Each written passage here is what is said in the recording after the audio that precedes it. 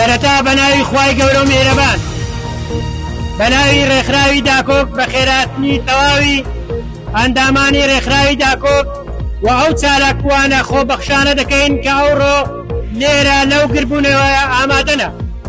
پێشتر کا عومەر ئیشارەتی بە دوو چالاکی کرد ئەوڕۆ کە هەمانە لێرە یەکەمیان ڕستۆکردنی لەشکرکێشیەکەی تورکیا بۆ سەر هەرێمی کوردستان بۆ خۆشتان و هەروەها سەروەری یاسای عێراقیان پێشێر کردووە و خەڵک و دانیشتوانی ئەو ناوچەیان ئاوارە و دەربەدەر کردووە، ڕز و باغی هاوڵاتانیان سوتاندووە و ئەو دارانەی کە باب و باپیرانمان چاندویانە و ناشتویانە بۆ ئەوەی کوردستان ئاوادان بێ ئەوان دەیبرنەوە و دەیگوازنەوە بۆ ناو تورکیا. ئێستاش چالاکیەکەمان بە دەقیقەیەک وەستان بۆ گیانی پاکی شەهیدانی حەڵەم، شەهیدانی ئازادی خوازی کوردستان دەست پێ دەکەین. بفەرموون.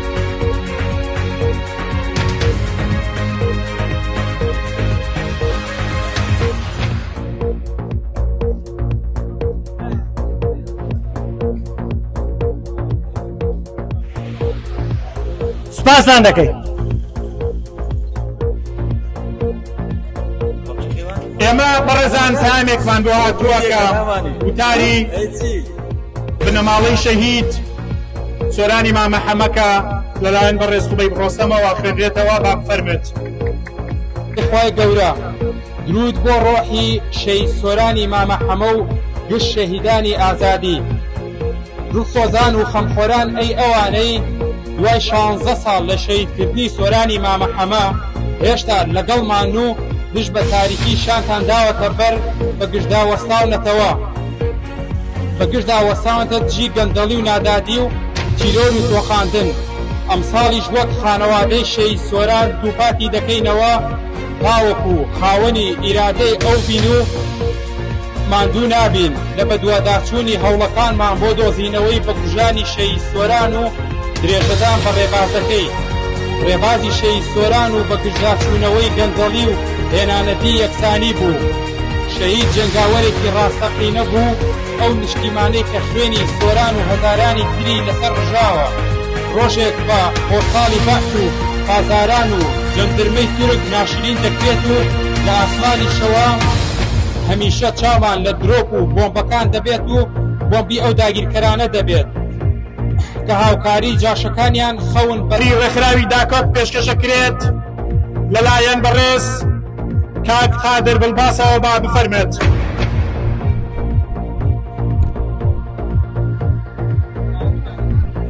ئامادەبووانی بەڕێز بەناوی ڕێکخراوی داکۆک بە خێراتنتان دەکەین. سپاسی ئامادەبوون و دڵسۆز و وەفایی و هەڵوێست و ئازادی خوازانەتان دەکەین. بەداخەوە بەڕێزان، بەداخەوە لە سەرای دەسەڵاتی پارتی و یەکێتی ڕۆژ بەڕۆژ وڵاتەکەمان ڕوبەڕووی دەیان قەیرانی ئابووری و سیاسی و کۆمەڵایەتی و مەترسی و داگیرکەری و کاولکاری دەبێتەوە. بەم هۆشەوە ئەرکی ئێمەی ئازادی خواز پڕستر دەکات لە وشیارکردنەوەی کۆمەلگای کوردی و کۆمەلگای نێودەوڵەتی بۆ ڕوبەڕووبوونەوەی ئەو هەموو قەیران و پێشەرکاری و داگیرکاریانەی کە ڕوبەڕووی گەلەکەمان دەبێتەوە لەسەر دەستی ئەو دوو دەسەڵاتە کە گوتمان پارتی و یەکێتیە. بەڕێزان، هۆکاری دروستبوونی سەرجەم ئەو پێشەرکاری و قەیران و مەترسیانەش خودی ئەو حیزبانن کە 32 ساڵات زڵەوی دەسەڵاتی هەرێمی کوردستانیان ئۆرخ کردووە و دەستیان بەسەر داهاتی سەرخان و ژێرخان داگرتووە و لە پێناو مانەوەی خۆیان و پاراستنی بەرژەوەندی تەسکی حیزباتی و بنەماڵەکانیان و کۆیلە و دەوروبەرەکان یاری بە خوێنی شەهیدان و مێژ و ئیرادەی گەلەکەمان دەکەن و بەنا بۆ هەموو کردەوە نائەخلاقی و نامرۆڤانە دەبن تا کار گەیشتۆتە خیانەتی گەورەی نیشتیمانی و نەتەوەیی و فرۆشتنی خاک و نیشتیمان بە هەموو جۆرێک هاوکاری دژمنانی گەلەکەمان دەکەن. ئەوەی دەیبینن ئێستا لەشکرکێشی تورکیان هێناوە بە سەرخاکی باشووری کوردستان. وەکو ئاگادارن لەشکرکێشی تورکیا داگی کرد ئەم جارە بەم قەبارە گەورەیە بۆ قوڵایی خاکی هەرێمی کوردستان لێدوانی بەرپرسانی باڵای سەربازی دەوڵەتی تورکیا نتیکی ڕاشکانە و ئامانجی مەترسیدان نیشان دەدا و بنەماڵەی بازانی جاشایەتی و چاوساقی دەوڵەتی تورکیان کردوتە شانازی باشکرا هاوکاری تورکیا دەکەن و زەمینە خۆشی داگیرکردنی هەرێمی کوردستان خۆش دەکەن بۆ لەشکرکێشی تورکیا. ڕێکخراوی داکۆک هاتنی داگیرکەری تورکیا بە هاوکاری پارتی و بنەماڵەی بارزانی بۆ قوڵای خاکی هەرێمی کوردستان و سەرجەم پێشێلکاریەکان و بردومانی فڕۆکە و درۆن و تۆپباران و کە بوونەتە هۆی شەهید بوون و برینداربوونی سەدان هاوڵاتی مەدەنی هەرێمی کوردستان کە بەشی زۆری لە قوربانیەکانشن و منداڵ و خەڵکی جوتیار و گوێنشینەکان بوونە و هەروەها هێنانی هەزاران سەرباز و چەکی قورس و جێگیرکردنی بنکە و بارەگای سەربازی و دانانی بازگە و پشکنین و وەرگرتنی نازنامەی هاوڵاتیان و دانانی تابلۆ ناساندنی سنووری قوڵای خاکی هەرێمی کوردستان و سوتاندنی هەزاران تۆن زەوی و باخ و دار و دارستان دەشت و بان و چیاکانی هەرێمی کوردستان بڕینەوەی دارستان بە تاوان بردنیان ئیدانە و محکوم دەکەن. بوونی سەردان بنکە و بارەگای هێزی سەربازی گەورەی دەوڵەتی تورکیا لەسەر We are here to condemn the assassination and illegal detention of journalists and activists in Iraqi Kurdistan.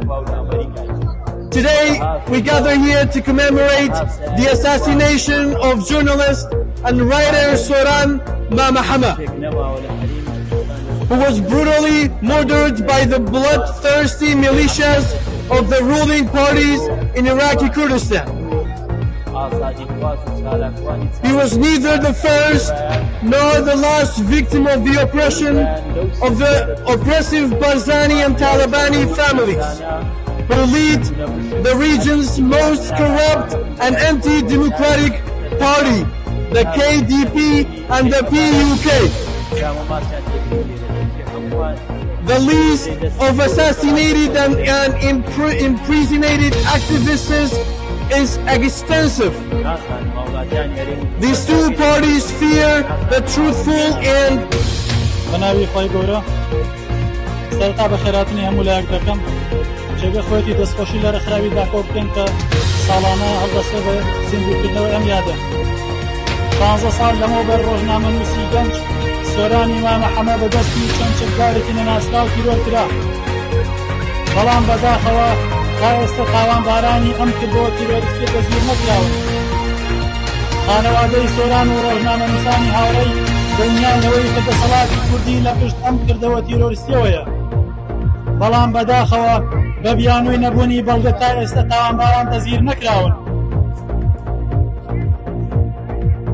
دەسەڵاتی کوردی ئەوە بزانێت کە ئێمە وەکو ڕێکخراوی داکۆک ساڵانە ئەم یادە زیندوو دەکەینەوە هەتا ئەو کاتەی تاوانباران بە سزای خۆیان دەگەن. سۆرانی مامەحەمە بۆتە ڕەمزێکی ئازادی ڕۆژنامەگەری لە کوردستان و ساڵانە خەڵاتی سۆرانی مامەحەمە دەبەخشرێت ئەو کەسانی لە بواری ئازادی ڕۆژنامەگەریدا ڕۆڵیان هەبووە و تاوانەکەش وەک پەڵەیەکی ڕۆژ هەمیشە بە ناوچاوانی دەسەڵاتدارانی کوردەوە دەمێنێتەوە. زۆر سپاس. لە دەسەڵاتدار ئەوان هەر خەریکی دزی و خیانەت و فرۆشتنی خاکی کوردستان بوون. ئەوە تا ئەمڕۆ بەداخەوە جارێکی تر هێرش و داگیرکاریەکانی تورکیا بۆ سەر خاکی بێخاوەنی کوردستان دەستی پێکردەوە و درێژەی هەیە بە یارمەتی و چاوساغی هێزەکانی پارتی و زەرەبانی. ئێستا تورکیا بەبەر چاوی جیهانەوە لە ناو جەرگەی هەرێمی کوردستان هێرش دەکات و داگیرکاری دەکات و خەڵک لە تاوان دەکوژێت، بەڵام سەرکردەکانی کورد بێدەنگ دانیشتوون. وا خەریکە تێمە چادرەکانی تورکیا لە هەولێر و تەواوی شارەکانی تری کوردستان هەڵدەگرێت، بەڵام هەرپرسەگەندەڵەکانی تورکی خەڵوێست و کاردانەوێشیان نییە. بۆیە بەڕاستی ئیتر کاتێتی ئێمەی تاکی کورد هەمومان ئەو بێدەنگە بشکێنین و بینە مەیدان و بەرەوکی ئەم دەسەڵاتە گەندەڵە بگرین، چونکە بەڕاستی ئەوانن کە ئاسانکاری بۆ تورکیا و ئێران و عێراق دەکەن. سەرەتا هاوخەمی خۆم بۆ ئەو خێزانە کوردانە دەردەبڕم بۆی هێرشەکانی تورکیاوە تووشی زەرەر و زیانی گیانی و مادی هاتوون. بە خێراتنی ئێوەی چالاکوان دەکەم لەم بردبوونەوەی ئامادەن بۆ ئیدانەکردنی هێرشەکانی داریکەری تورکیا وەک ئاشکرا لە مانگی عوزەرانی ڕابردووە لە شکێشی تورکیا بۆ سەر هەرێمی کوردستان بە تایبەت ناوچەی بادینان و ئامێدی دەستی پێکردووە. ئەم داگیرکاریە پێشەڕکردنی سەروەری مافەکانی مرۆڤ و بە ئامانجگرتنی هاوڵاتیانە لا راپۆرتێکدا ڕێکخراوی CPT ئەمریکی ئامار و زیانەکانی هێرشەکانی تورکیا بۆ سەر خاکی کوردستان بڵاو کردوتەوە. تێدا هاتووە لە ماوەی مانگێکدا زیاتر لە 9 گوند چۆڵکراون و زیاتر لە 184 خێزان ئاوارە بوون و 68,000 دۆنمی زەوی کشتوکاڵی و دارستان سوودان و هەروەها 181,000 هێرش کراوەتە سەر خاکی کوردستان و زۆربەی بەهۆی فڕۆکەی جەنگیەوە بوون و بەشێکی تریان تۆپاران کراون. ئەم داگیرکاریە بە ئامانجی گەورەتری لە پشتەوە وەکو تێکدانی دۆزی کورد و نائارامی سەقامگیری کوردستان. کە ناڕەزایەکان گەشتۆتە لێواری لێخۆشلەبوون. بەڕاستی بەداخەوە ئێمە لەم ڕۆژەیە کە یادی شەهیدێکی قەڵەم وەکو سۆرانی مامەحەمە ئەکەینەوانێ درود بۆ جانی سۆرانی مامەحەمە. بەڵام لە کاتێکە ئێمە و یادە ئەکەینەوە برینەکانمان تۆ لەوە زیاتر دەکەوانێت و لە پاشی ساڵی 2017 دوای لە دەستانی سایە 51 خاکی کوردستان بەداخەوە ئێستا توانم بڵێم 163 خاکی کوردستانمان لە دەست داوە. لە 112 ئەو 51 کە مابوومان ئێستا لە دەستمان داوە. بەم لەشکرکێشیانەی تورکیا بۆ سەر هەرێمەکەمان بەڕاستی زۆر بەداخەوە لە کاتێکە کە ئێمە ئەڵێن 40 کیلۆمەتر بەسێنراوە. سەرەتا بێ بزانین سۆرانی مامەحەمە بۆچی تیرۆکرا. سۆران دژی گەندەڵی بوو، دژی نەبوونی دادپەروەری لە یاکدانی دژی بەرپرسە پاشی و کوژەکانی کەرکووک بوو، دژی شەڕواڵ لە پێویستەکانی شار بوو. سۆران نووسین و ڕەحنەکانی لە بێناو دروستکردنیدا دوویەکی باشتر بوو بۆ کەرکووک بەتایبەتی و کوردستان بەگشتی. داهاتوویە کە ئەکرا بنیاد بنوێ مخابن نەکرا و نەنوێ. ئەگەر ئەو داهاتوە دروستکردایە بە دڵنیاییەوە ئێستاکە زۆربەمان لێرە نەهات. ئێستا لە جێکۆبوونەوەمان لە وڵاتی وڵات و لە نیشتیمان بۆ یادبوونەوەی قەڵەمێکی شێویدا ئەمڕۆ ئەکرا کۆبینەوە لە نیشتیمان لەگەڵ سۆران. کێشە نەبوو هەر جێگایەک بێت، ئۆنۆمەیەکی هەڵەبجە بێت یاخود قەڵای شێوانەی دڵی جەرگان. ئەشمانتوانی لە بەردەم قەرار بگرێت یاخود لەسەر تورکی تەلار. لەوانەیە سۆران کێفی بەسەرای ئازادی بووە، لەوانەشە لە یادی 16 ئۆکتۆبەر لەناو کەرکووک بیکردایە. بۆنەکەشمان ناساندنی دیوانێکی نوێی شیعری سۆرانی مامەحەمە بوو. بەڵام مخابن کە نەکرا داهاتوومان بنیاد نەنرا. ئەوان سۆرانیان تیرۆر کرد، سۆرانیان کوشت، وایان زانی ئیتر ئازادی ئەمرێ، ئیتر گەنجێک دروست نابێت دەنگی بڵندی هەڵبڕێ. سۆرانیان کوشت، ڕاستە قەڵەمێکیان شکان، لەگەڵ قەڵەم ڕووبارێک نووسینیان مران. بەڵام ئەمڕۆ بەدەیان ڕووباری نووسین هاژەیان دێ و ناوی سۆران ئەڵێنەوە. ئەم هاژەیە هەر ئەڤیسترێ و بێکۆتا، هەتا زەمەن گەنتەڵکاران ئەکات بە پند و عیبرەت و ئەیان گەیەنێت بە سێدارە و بە سزا. دەستان بۆ ئەمڕۆ لەم چالاکیەدا دەربارەی داگیرکاری حکوومەتی فاشیستی تورک و ئەردۆغان کە بە درێژایی مۆژوو دەوڵەتی تورک هەوڵی داگیرکردنی خاک و میلەتی کوردی داوە لە هەر چوار پارچەی کوردستان و لەم ماوەیەشدا وەکو بۆ هەموو لایەک دیار و ئاگادارە بە چاوساخی خاینان و خۆفرۆشانی ناوخۆی وڵاتەکەمان کابینن دەستی کردووە بە داگیرکاریەک و ڕاوەدونانی خەڵکی و نیشتەجێبووی لادێکان. وێ لێرانەوە من ئیدانەی ئەو داگیرکاریاکەم پڕبەردە و داوای سەرکوتکردنی ئەو داگیرکاریاکەم داوای دەربڕینی ناڕزایەتیەکەم لە هەر یەکێک تاک بە تاکی کورد و کوردستان. وە بە پێویستی شێزانم لێرەوە شعرێک تا پێشکەش بکەم، شارێکی مامۆستا شەهید مەلا عەلی لە زیندانی موسڵ لە ساڵی 1979 نووسیوێتی: کوردستانەکەمێ کوردستانەکەمێ بووکی یەکشەوە و دەستگیرانەکەم، کوردستانەکەمێ کوردستانەکەمێ بووکی یەکشەوە و دەستگیرانەکەم، ڕود وەکو کەزی و پرچە داڵۆزاوە بە چنگی خەبات بابوە چاونەکەم وردی زبان و قیبلەگای منی وردی زبان و قیبلەگای منی جوات دل لە نیگای کیژی سەر منی ئەوەی جێیدا خاڵێت بێ بە شەبم نابینم بڵێن شکاوە دوژمنی ناشبینم کە کورد وەکو میلەتان ئاڵای سەربەستی هەڵکا لە جیهان ناکۆکی نێوان چینان نەمێنێ وەک وەگەی لێ بکرێ لا دێوە شارستان کوردستانەکەم کوردستانەکەم بووکی یەکشەوە و دەستگیرەوانەکەم زۆر سوپاس. بەڕێزان سوپای تورکیا لە ئاسمان و زەوی هەستا بەداگیرکردن و سوتاندن و خاپۆرکردنی گوند و لێهاتەکانی کوردستان کە ئەمە جێ قوبوڵ نییە و جێ هەڵوێستە دەبێت حکوومەتی هەرێمی کوردستان بە هاوبەشی لەگەڵ حکوومەتی عێراق قەستێ بە چارەسەری بۆ ئەم مەترسیە جددیی تورکیا بۆ ناو خاکی کوردستان چیتر نابێ خەڵکی ڕەسەنی ئەم ناوچانە بەهۆی شەڕێکی بێبنەماوە دەربەدەر و ماڵوێران بکرێت و باخ و ڕەسەکانیان بسووتێنرێت تورکیا نابێت پێدرێژ بکات بۆ ئەو ناوچانەی کە هی خۆی نییە و بە بیانی شەڕ داگیریان بکات ئەوەی ناوی سیاسی بێ وەکو پێڵاو لە پێی ئەەکەم بە قوربانی تووتکە سەگ و مەڕ و ماڵاتی دێ ئەەکەم چون سیاسی نەبۆ پاسە نەبۆ هیچ کارێکیش خاسە بۆ بژمێرم بەرهەمی مەڕ گۆشت و پەمیر شیر و ماسە گەرچی مەڕ و ماڵات بەناو بێعەقڵ و مێشت کلۆرن بەڵام توخوا ئەوان کەی وەک سیاسیەکان نیشەخۆرن کەی بۆ بەرژەوەندی خۆیان ملی مەڕی دی ئەشکێنن کەی هاوشێوەی سیاسیەکان خوێن بە ناحەقی ئەڕژێنن کەی مڵک و ماڵی حەرام و تاوانی و دزی ئەنۆشن کەی بە ماف و بەقوتی خەڵک جل و بەرگی شیکە پۆشن کەی وەک دز و جەردە و ناپیا و خەریکی کردەوەی چەوتن کەی ئەوان دامەزرێنەری دزی و درۆ پاشەکەوتن کەی ئەو کاتەی هاوارمان کرد مەڕەکان وەک دزان خەوتن کەی ئەهلی دزی و قۆڵبڕی و تەخشان و پەخشانی نەوتن بۆ سیاسیە بێبارەکان جەردە و دز و خاینەکان قمارچیە بێدینەکان بۆ پەرستگای دوژمنی گەلپاسەوان و کاینەکان تاک بە تاکتان ببنە قوربان تووتکەی گەڕ و بزن و مەڕ و شیاکەی تەڕ و تشکل و هەم قەینەکان دەستان خۆش.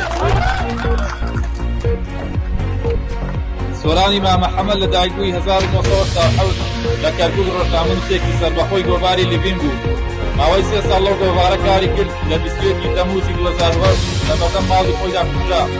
بەر لە 2 مانگ لە کوشتنی سۆران هەڕەشەی کوشتنی لێکدا بوو. کوشتنەکەشی بە دوای چەند وزارێکا دێنکە لە ڕۆژنامە و گۆڤارەکاندا بڵاوی کردبوونەوە وەک وزاری پرسی دەرکەوتنی کارمی یەکەمی کوردستان لە ڕۆژنامەی هاوڵاتی لەگەڵ راپۆرتێک لەسەر پێوەبلانی بەڕێزان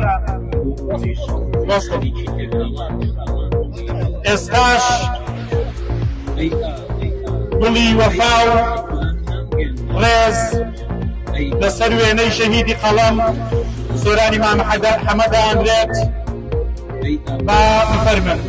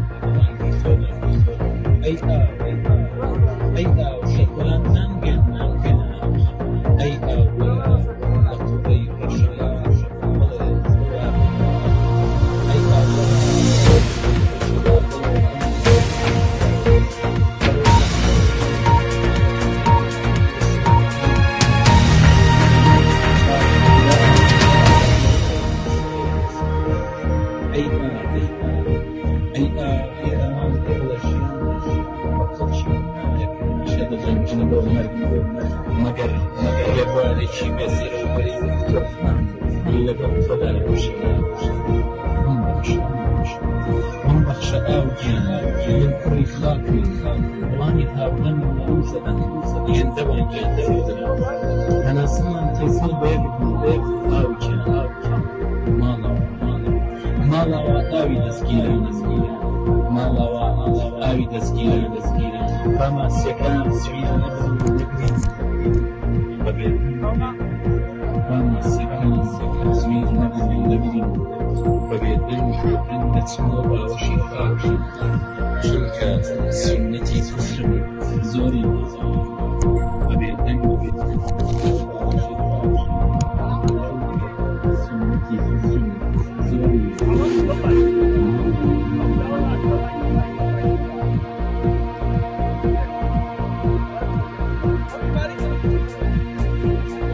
پوڵی دانە ناوە